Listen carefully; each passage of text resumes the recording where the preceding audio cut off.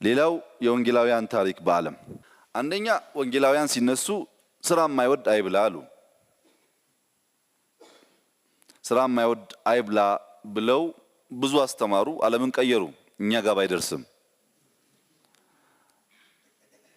ማክስ ዌበር the Protestant ethics and the spirit of capitalism በሚለው መጽሐፉ ላይ ስለ ስራ የወንጌላውያንን እሳቤዎች ሲያነሳ ሉተር የዓለምን ስራ ዲቮትሊ በዴዲኬሽን የሚሰራ ሰው ስጋንም ዓለምንም ራሱንም ክዶ እንደተቀመጠ ሰው እኩል ምንዳ ይቀበላል ነው ያለው።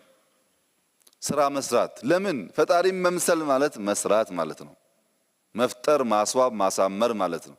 እጅና እግር አጣጥፎ መቀመጥ ማለት አይደለም። ወንጌላውያን ሲጀምሩ እያረሱ ያመልካሉ፣ እየበሉ ያመሰግናሉ፣ ስብሰባ ውስጥ ይነጋገራሉ። አሁን ንግግሩ ሁሉ ቸርች ሆነ ማለት ነው። አምልኮም ቸርች ብቻ። ችግኝ የተከል መዘመር እንዳለብን እናንተ ካላስተማራችሁ፣ ከተማ እየጠረግን ማምለክ እንደሚቻል እናንተ ካላስተማራችሁ ቅድም ያልኳችሁ ነገር ይመጣል። ሁሉም ካልሰራ ያው አይሰራም ፕሪንሲፕሉ። ይሄን ከስራ አንፃር ምሳሌ ላይ ምርቱን የሚደብቅ የተረገመ ነው ይላል። ስራ የሰራኸውን ፍሬ አሳይ። አዲስ አበባ ውስጥ ኢንፍሌሽን አለ። ሰምዌር ስንዴ ተቀምጧል።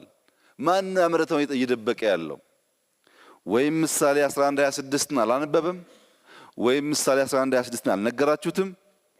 ብትጠይቁት ግን ክርስቲያን ነኝ 20 ዓመት 30 ዓመት ይላል ያ ሰው።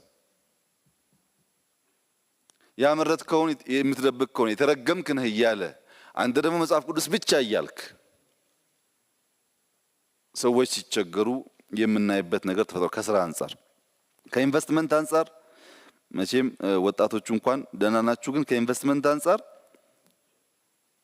የአውሮፓን የቀየረው ስራ ኢንቨስትመንት መሆኑን ቅድም እንዳነሳሁት ወንጌላውያን አስተምረዋል። ባይብል ላይ እንጀራህን ውሃ ላይ ጣለው ከብዙ ቀናት በኋላ ታገኘዋለህ የሚለው ሐሳብ መክብብ ላይ የተጻፈው እንጀራ ውሃ ላይ ቢጣል አትፌስ ቫልዩ ከወሰዳችሁ እንደዛ ከተወሰደ ይበሰብሳል። ከብዙ ቀናት በኋላ ታገኘዋለህ ማለት የሆነ መልካም ዘር ብትዘራ በብዙ ታጭዳለህ የሚል ትርጉም ነው። ለእናንተ መንገር አስቸጋሪ ቢሆንም የሚገባኝ እንደሱ ነው። ኢንቨስት አድርግ፣ አታስቀምጥ፣ ስራበት።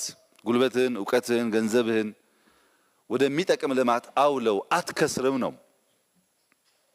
ጊዜን በጣም የሚሰስቱ ሰዎች አሉ። ዛሬማ ጊዜ እንትን ቀን ነው ምናምን በጣም ይሰስታሉ። ጊዜ የተሰጠው ተወስኖ ነው። ያ ካለቀ ሁሉም ይሄዳል። በተሰጠው ጊዜ በጣም መስራት ጥሩ ነው፣ ግን ብዙ ሰው እንደዛ አይደለም እና ከኢንቨስትመንት አንፃር